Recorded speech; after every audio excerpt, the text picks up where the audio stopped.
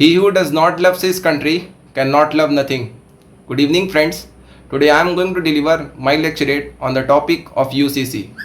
So recently 22nd Law Commission under the presidency of Chief Justice of Karnataka High Court, Justice Rituraj Avasthi, has asked for the public for their views regarding the UCC. If we talk about some of the cases like murder, then in that the decisions are taken equally and the caste doesn't comes in between.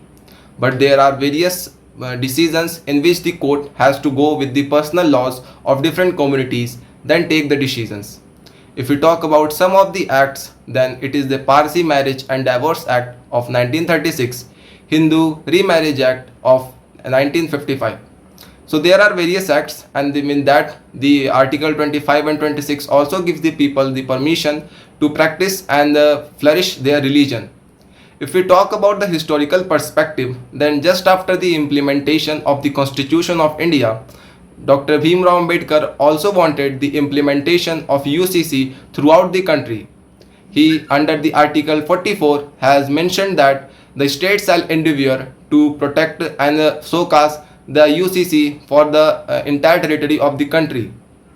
But at that time it was not socially acceptable, so it was kept under the directive principle of state policy. At that time it was not socially acceptable, and various other leaders like Sardar Vallabhbhai Patel were against its implementation.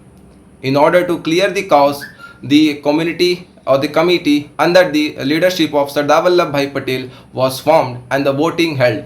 With 5:4 ratio, it was declared that UCC is desirable, but until and unless it won't be socially acceptable to the people, its implementation can't be useful. If we talk about some of the matters in which the Supreme Court and other authorities has told about the need for the UCC, then these includes the 1980 Sahabano case. Apart from that, the Sharla Mudgal case of 1995, in which the Supreme Court has asked for the implementation of the UCC throughout the countries. So now let's talk about some of the advantages of UCC. So first advantage, that it will remove the discrimination on the basis of caste and gender. The second, that it will promote the decision of one nation, one law. The third is that it will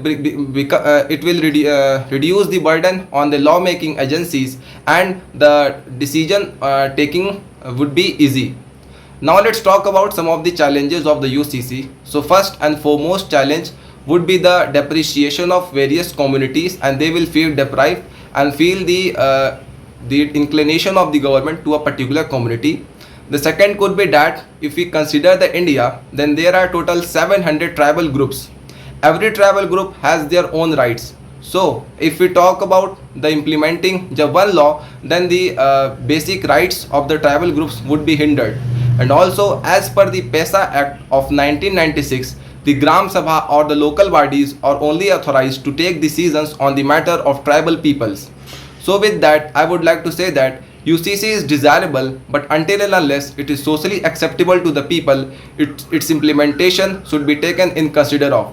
Also, after the 75 years of the independence, and the leaders like Bhimrao Ambedkar has asked for its implementation, and even though no such actions have been taken place, so it is a question mark over our lawmaking bodies and our responses towards our brave heroes of the past life.